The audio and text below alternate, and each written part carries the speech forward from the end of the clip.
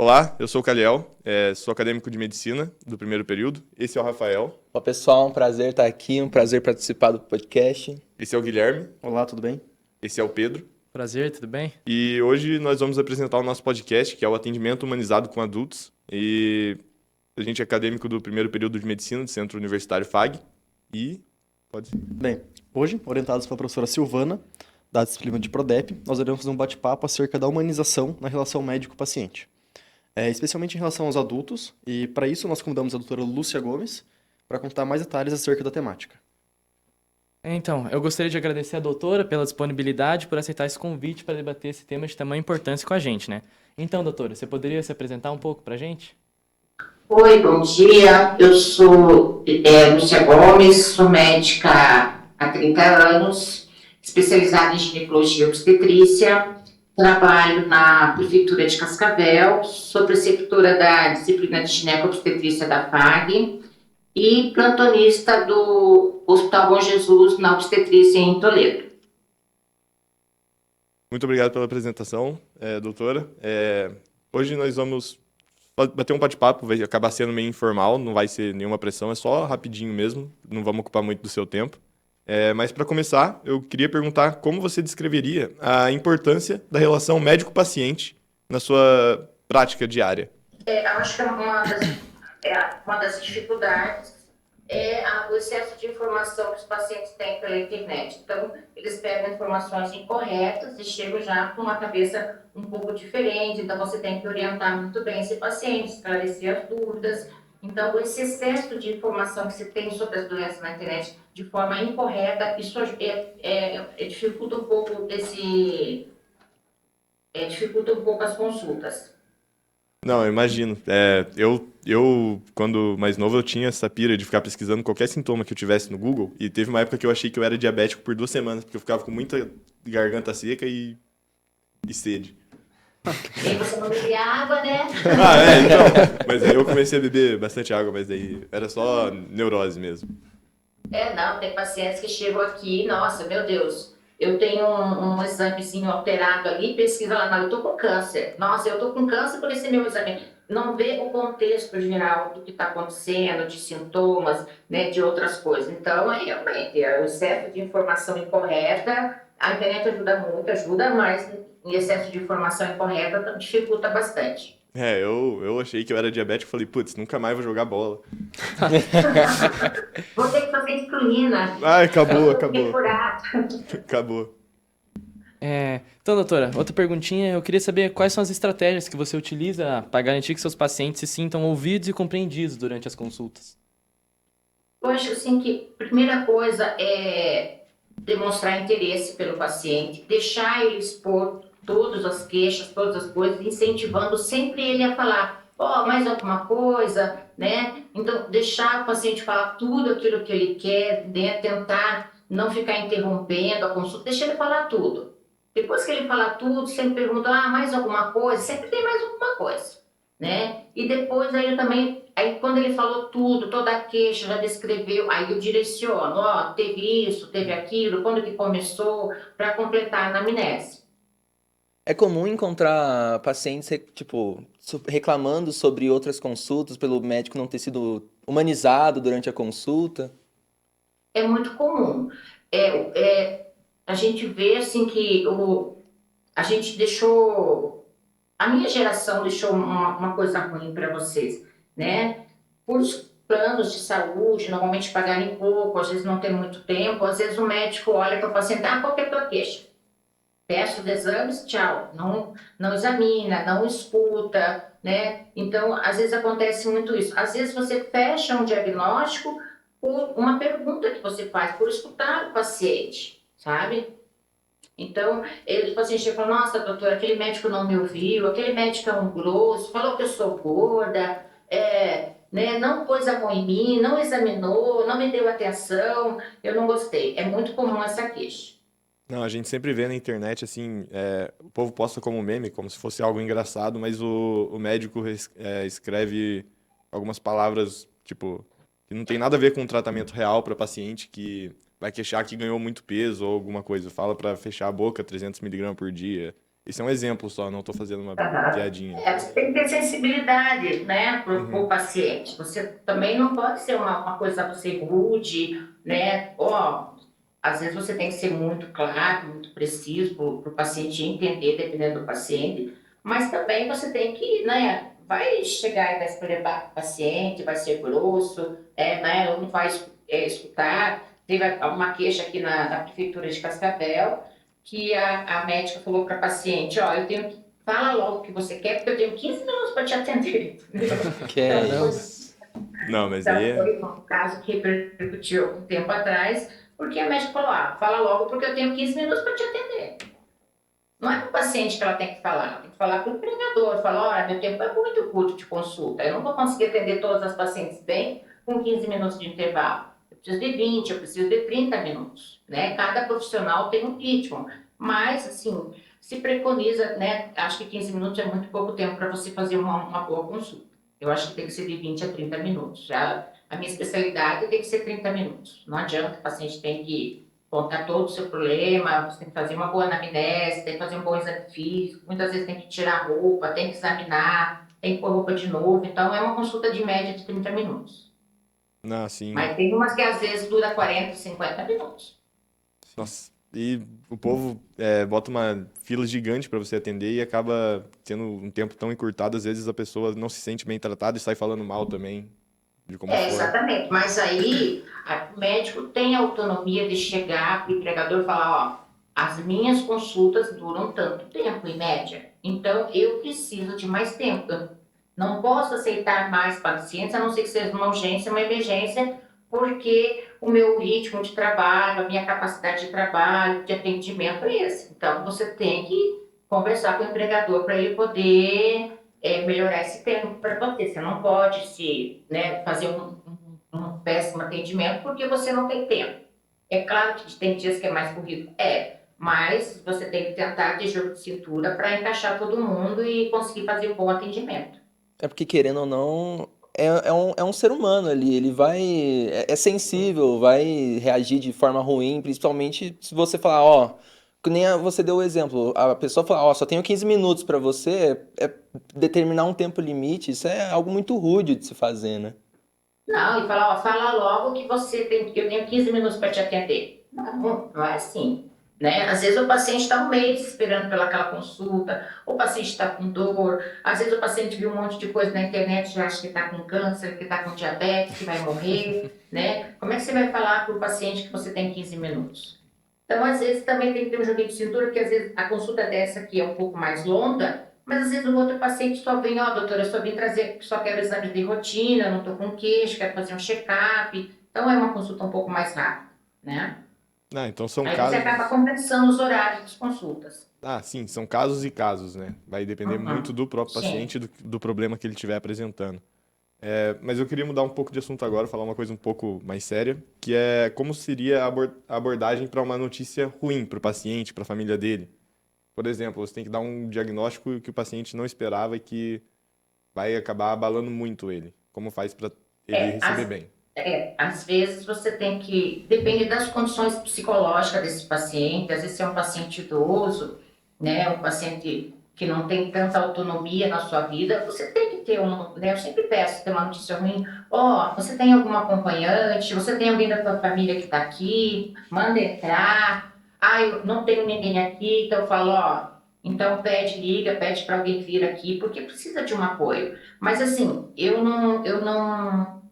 Claro que você não posso falar assim para paciente, ó, você está com câncer e você vai morrer, tá? Não, olha, eu estou te examinando, a gente ainda aguarda resultado de exames, porque como eu atendo na atenção primária, então esse diagnóstico, por exemplo, de um câncer, às vezes vai ser fechado no CIONC, não porque no oncologista, mas eu estou olhando que aquela paciente tem uma lesão no colo do útero, já aconteceu agora, tem 2 semanas de paciente vir com uma queixa de sangramento e você examinar, fazer o exame, você olhar e a paciente está com baita de um câncer de colo de útero, né? Falou, ó, tô vendo uma lesão, tem um tumor no colo do teu útero, né? Vou te encaminhar, tem bastante chance de ser um tumor, de ser um câncer, mas se a paciente tem condições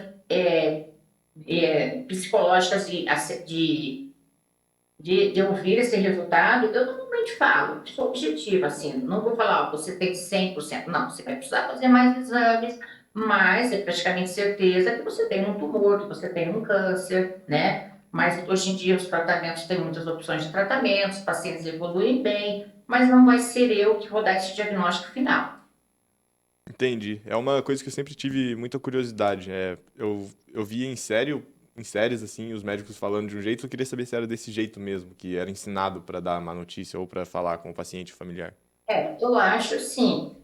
Agora, se você tem uma paciente, por exemplo, que tem 80 anos, uma menininha, né, que não tem autonomia, que tem a família, às vezes a família vem e fala, olha, não queremos que você conte, né?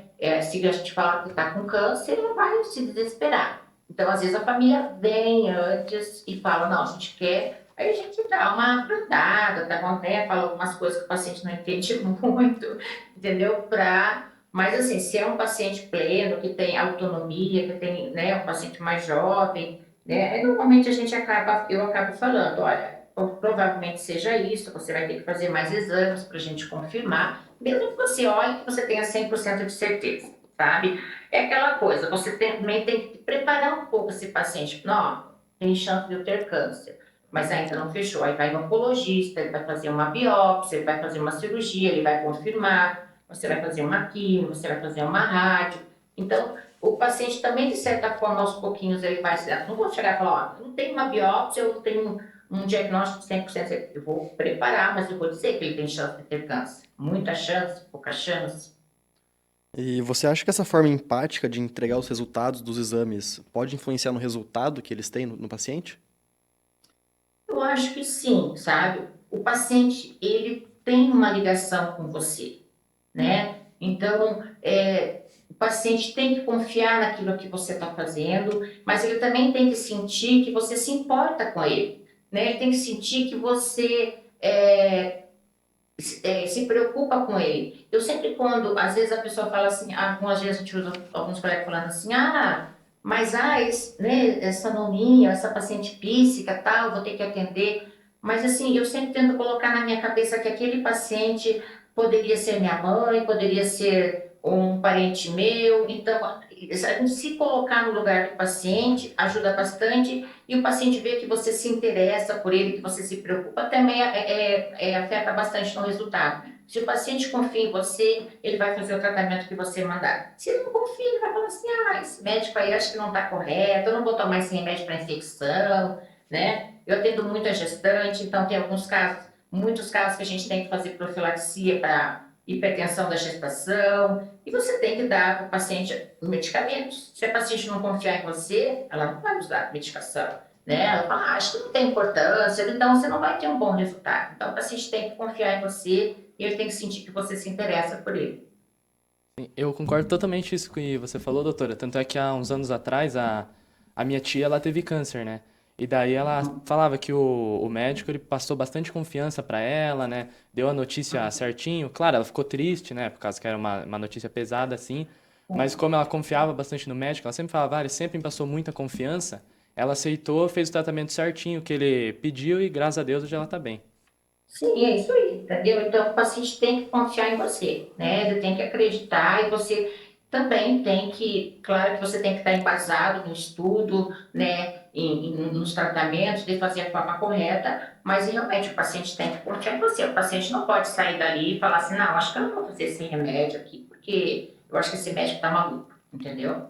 É que se o paciente não tem uma confiança, não desenvolve uma capacidade de, tipo, confiar no tratamento que Uma você relação indicou, uma relação médico-paciente boa, boa, né? não tem nenhuma Uhum. expectativa de melhora também para ele. Ele já se Não, joga para baixo, assim.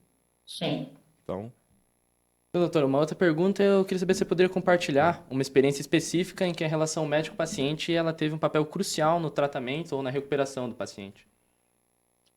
Nossa, uma experiência específica eu teria que pensar um pouco assim, mas assim,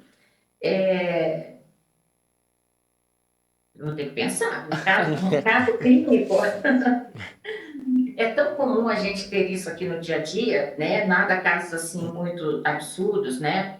Mas às vezes você falar para paciente, você não tem nenhum exame, às vezes acontece, você não tem nenhum exame positivo, mas você tem uma clínica, e você falar para o paciente, olha, eu não tenho nenhum exame positivo seu, mas eu tenho certeza que é isso e o teu tratamento é isso. E se o paciente confia em você, ele vai fazer o tratamento.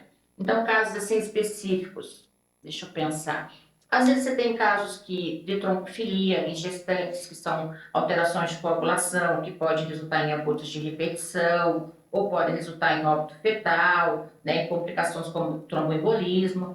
Então, às vezes você pega essa paciente, ela já está grávida, então não é a hora de você fazer os exames, ela devia ter feito esses exames antes. E pelo histórico dela, pelo que você conversa com ela, você tem certeza daquele diagnóstico. Fala, olha, eu vou ter que te passar anticoagulante pelo teu histórico. Não tem nenhum exame de sangue falando que você tem isso.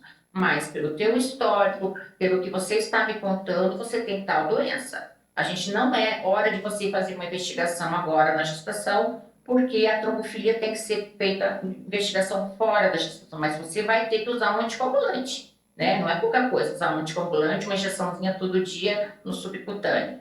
Então, a paciente tem que confiar em você para poder fazer a medicação sem ter um diagnóstico, sem ter um exame. O diagnóstico dela é clínico, então a paciente tem que confiar em você. Então você dá essa confiança pro paciente, assim, às vezes é crucial para diagnosticar alguma coisa que um exame não pegou, por exemplo. Para você conseguir tratar certo o paciente. Um caso, exatamente. Outra coisa, o fato de você conversar com o paciente, eu tive um caso muito recente, que eu estava de plantão, de madrugada, e minha referência é obstetrícia, mas às vezes o SAMU manda pacientes vaga zero, ou seja, eu não aceito a paciente porque não é a minha competência daquele plantão, mas o SAMU manda. E veio uma paciente para mim no plantão, um abscesso de Bartolini. Veio vaga zero, tal, e essa paciente já tinha passado por 2 médicos. Não, é um abscesso, você tem que drenar um abscesso de vagina, tá? Esse é o abscesso de Bartolini. O paciente chegou para mim 1h da manhã, eu já estava com tudo separadinho para drenar, tudo pronto, né? Já estava esperando, porque já tinham me avisado. Aí eu falei assim, coloquei a paciente e conversei com ela. Era numa emergência, isso é um plantão, 1h da manhã. Perguntei, quando é que você notou que apareceu essa lesão em você? Ela, isso era 1h da manhã. Ela falou, ontem às 4h da tarde. Antes disso você não tinha nada? Não, antes disso eu não tinha nada. Eu falei, não, isso não é abscesso, eu nem tinha olhado. Aí eu nem tinha feito exame físico nela. Eu falei, não, isso não é abscesso. Não tem como um abscesso, você está bem e de repente aparece uma lesão do nada. Aí fui examinar, em resumo, não era um abscesso, era um hematoma de vulva pós-traumático, pós-coito, pós-relação sexual. Então, quer dizer, o fato de eu... Ela tinha já passado por 2 médicos. Se alguém tivesse falado, ó, quando é que apareceu isso? Você não vai ter, você sabe como é que vai estar o abscesso? Vai começar a doer, vai aumentar de volume, vai demorar dias, vai ficar, entendeu? Vai aumentando. Não é uma coisa que você está bem e de repente aparece. Então, o fato de você fazer uma anamnese, de conversar com a paciente, prestar atenção no que ele está falando, você muda um diagnóstico de uma hora para outra e você faz um diagnóstico correto. Não, tá certo. Essas coisas aí acontecem. É alguma coisa que a gente vai pegando. A gente, vírgula. Eu ainda não, eu sou estudante. Né? Mas o principal é o quê? É você dar atenção pro teu paciente. É você esquecer os teus problemas, o teu celular, as coisas que você tem, esquecer os outros pacientes e se focar naquela paciente. Se concentre naquela paciente, dê atenção para aquele paciente. Assim você vai fazer uma boa anamnese, você vai demonstrar empatia, você vai demonstrar interesse, você vai ter um atendimento mais humanizado.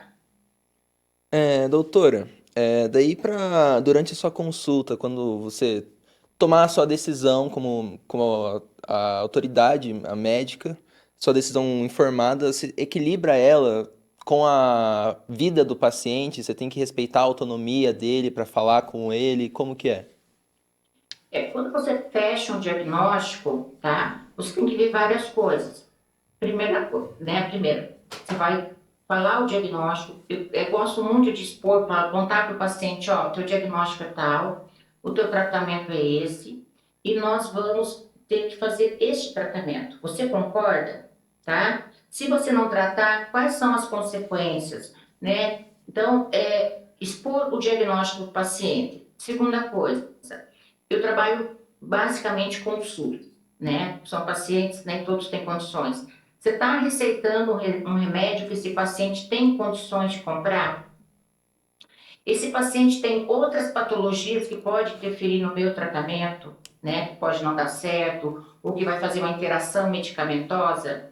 Então, vários fatores você tem que pesar. Então, eu estou com uma dor de garganta, eu vou receitar um antibiótico de R$ 100 num paciente que ele não tem dinheiro para pegar um ônibus. Como é que você vai fazer isso? Então, você tem que pensar nisso, eu tenho que dar um tratamento, você tem que ver as condições daquele paciente, você tem que ver se essa medicação tem na rede básica, né?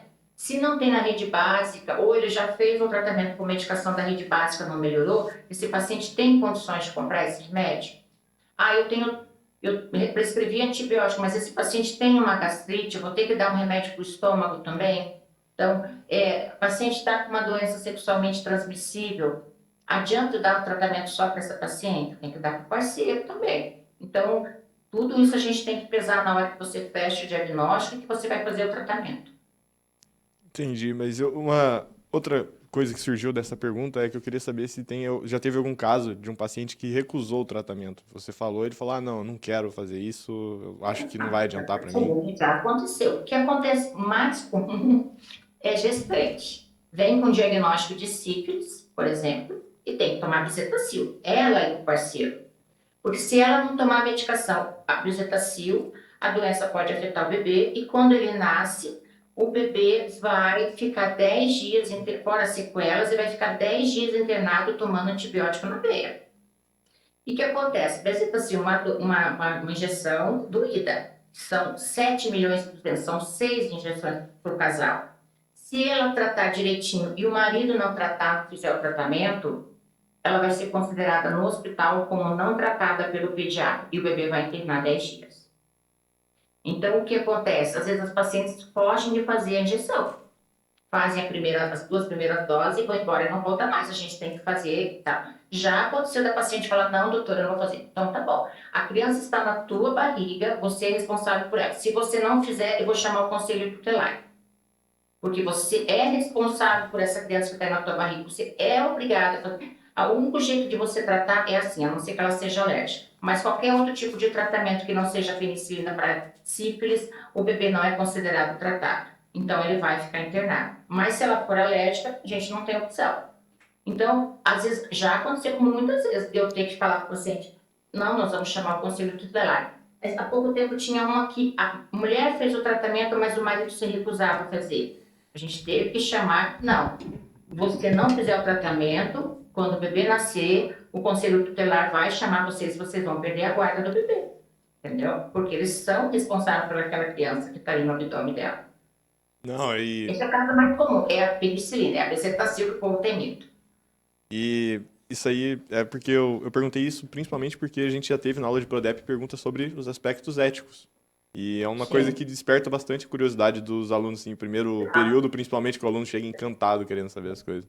Às vezes, esse é um caso de gestante, que é mais comum que eu tenho. Mas às vezes, sabe, tem pacientes que têm câncer e elas falam, noninhas e tal, eu não quero fazer químio, eu não quero fazer rádio, eu vou aproveitar minha vida. O paciente tem essa opção, mas isso é mais lá com o oncologista. Mas aqui no meu dia a dia como gineco-obstetra, o que eu mais tenho é a questão da sífilis, né? Pelo medo de fazer a bezetacil, o parceiro não quer fazer, ou eles fazem tratamento incompleto, e a gente tem que chamar e explicar como é que funciona a legislação, que nesse caso, o paciente não, como tem uma segunda vida em risco, o paciente não tem essa opção de não querer tratar. Mas é claro que no caso de câncer, o paciente pode optar e falar, não, eu não quero tratar, eu não quero fazer químio, eu não quero que meu cabelo caia, eu já tenho idade, já vivi bastante, é uma opção do paciente, você tem que respeitar. Mas na questão da sífilis na gestante, a gente tem que tratar. Você não vai tratar, a mãe não tem essa opção de falar, não, eu não vou tratar. Tá? Nesses casos, a gente tem que falar, não, você tem que tratar porque tem o bebezinho que está aí na sua barriga. E, doutora, você acredita que essas gestantes, no caso de sífilis, você falou, tipo, que elas se negam a tratar, né? Falar que não quer tratar. Você acredita que isso acontece por quê? Pelo excesso de informação que você havia falado anteriormente ou teimosia ou algo assim? Medo da injeção. Medo da bezetacil, porque ela tem uma fama, assim, muito grande de ser muito dolorida, né? Então, eles tem medo de fazer a injeção pela dor, né? Entendi. Bem, desses princípios éticos que eu estava comentando antes, você acha que eles afetam os pacientes e o tratamento deles e a família junto? Ou só essa situação de não querer receber o tratamento e ir contra a ética e contra a moral própria? Eu não entendi, pode repetir? Quais são desses aspectos éticos que eu estava considerando quando você interage com os Hum. pacientes? Você acha que eles influenciam muito o tratamento ou eles evitam tipo, igual você falou agora da benzetacil? Eles evitam o tratamento só A pela questão visitação ética? é um caso um pouquinho diferente, porque o paciente ele não tem aquela autonomia de decidir, porque tem um bebê, né? Mas num outro caso que não seja gestante, eu acho que o paciente tem aquela questão de que ele tem que discutir com o paciente qual que é o tratamento, e ele tem autonomia de decidir se é um paciente pleno de suas faculdades mentais, ele tem autonomia para decidir se ele quer fazer ou não o tratamento, e às vezes se você tem mais de uma opção de tratamento, cirurgia, quimioterapia, radioterapia, ele tem a opção de escolher, entendeu? Mas, no caso da gestante, é um caso um pouco particular pela questão que tem o bebê na barriga, a mãe não pode se negar a fazer um tratamento de uma doença que vai afetar a criança. Entendi. É comum o paciente buscar falar com você propriamente sobre buscar uma segunda opinião, tipo, vou ver com outro médico, ver o que ele tem para me dizer. Se você tem um bom relacionamento com o seu paciente, ele confia em você, ele não vai buscar segunda opinião. Mas às vezes acontece, às vezes o paciente consultou em outro lugar e fala, doutora, eu queria uma segunda opinião, ou eu não estou melhorando, eu gostaria que você me conversasse comigo, me examinasse, eu gostaria que você visse meus exames, o que você acha. Então, às vezes acontece, o paciente vir para você e pedir para, quero saber uma segunda opinião do que eu tenho, sabe? E é possível ver uma mudança no ponto de vista do paciente? Existe, né? Às vezes o paciente vem achando que tem uma coisa e tem outra doença, né? E aí você fala, ó, minha opinião é tanto, ou às vezes você fala, olha, minha opinião eu acho que não é isso, vamos fazer outros exames, vamos ver um pouquinho melhor. Agora, às vezes vem e fala, não, teu médico está correto, o teu diagnóstico é esse, só que às vezes o tratamento é mais difícil, às vezes o diagnóstico está correto, mas às vezes o tratamento não está sendo bem aceito pelo paciente, não está respondendo bem à doença. Às vezes você trata a mesma doença que ele já sabe que tem, mas às vezes com outros tipos de medicamento. E tem às vezes doenças assim que são um pouquinho mais chatinhas da gente tratar, então às vezes o paciente fica um pouco ansioso e ele tem que confiar no teu tratamento, porque às vezes tem tratamentos que às vezes são 6 meses, algumas doenças são 6 meses, 1 ano, que você tem que fazer tratamento no paciente e ele tem que confiar naquilo que você está falando, porque senão ele não vai aderir ao tratamento e não vai ter um bom resultado. E aí ele vai procurar uma segunda opinião, né? Mas às vezes o paciente vem, olha, eu gostaria de saber a sua opinião, eu já fui no médico e quero saber se realmente é isso que eu tenho. Entendi. Então isso é o que a doutora vem reforçando o podcast inteiro, né? Sobre a confiança que o médico tem no paciente, né? Que o paciente tem no médico, desculpa. E outra pergunta, eu queria saber quais são suas expectativas para um futuro do atendimento humanizado. Olha, eu tenho muita preocupação com isso, porque cada dia mais o médico escuta menos o paciente e examina menos o paciente, tá? Então, eu acho que se a gente não escutar o paciente, se a gente não fizer uma boa anamnese, se a gente não tiver empatia, se a gente não examinar, e ficar confiando só em exames, né, laboratoriais, exames auxiliares, assim, eu acredito, assim, a medicina vai piorar muito, né? Então, eu acho que um bom médico, ele vai escutar, vai examinar, e se precisar vai pedir exames, né? Mas a gente tem que mudar essa concepção que o exame resolve tudo. Não resolve. Eu sei que em muitos lugares já tem médicos da minha especialidade, ginecologistas, que a paciente chega e fala assim, eu quero fazer, minha queixa é essa, eu quero fazer o preventivo. O médico ginecologista pede os exames, pede para a paciente coletar esse preventivo com uma enfermeira em outro lugar e levar somente o resultado. E jamais colocar a mão na paciente, jamais fazer um exame físico na paciente. Isso é assustador. Então, se a gente não melhorar o atendimento do paciente, né, se a gente não humanizar esse atendimento, a gente não examinar os pacientes, né, a gente vai piorar muito a nossa medicina.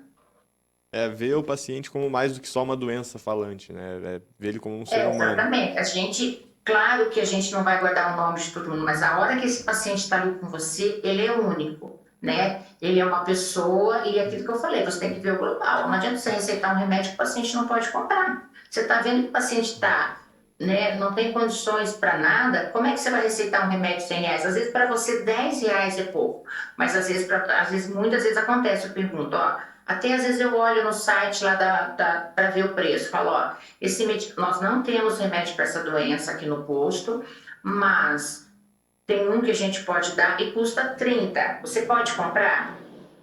Entendeu? Não é humilhante você perguntar isso. Já aconteceu comigo e eu me sinto muito culpada, por isso até me lembro disso, culpada, de certa forma. Eu tinha uma gestante que ela nunca ia fazer ultrassom e nem fazer acupuntura. Quando eu fiz na primeira, não fez segunda, eu falei, mas não saiu o exame? Fazia só os exames que eram feitos no postinho de saúde, que era do lado da casa dela, tá lá ia andando. Onde eu falei, mas poxa, eu preciso desse exame da horticultura, por que você não foi fazer? Ela falou, doutora, eu não tinha dinheiro para pegar o ônibus. Entendeu? Aí, claro que você vai acionar a assistência social, vai conseguir o dinheiro, vai conseguir o vale para ela fazer o exame. Mas falei, nossa, mas é a segunda vez que eu peço exame, você não faz ultrassom, você não faz horticultura, e o exame saiu, foi agendado, por que você não faz? Doutora, eu não tinha dinheiro para pegar o ônibus. Então, às vezes, 10 reais é muito pouco para você, mas tem gente que às vezes não tem. Então, às vezes, a gente tem que, né, às vezes falta, né, às vezes na correria, você imagina, nossa, mas por que não foi fazer o exame?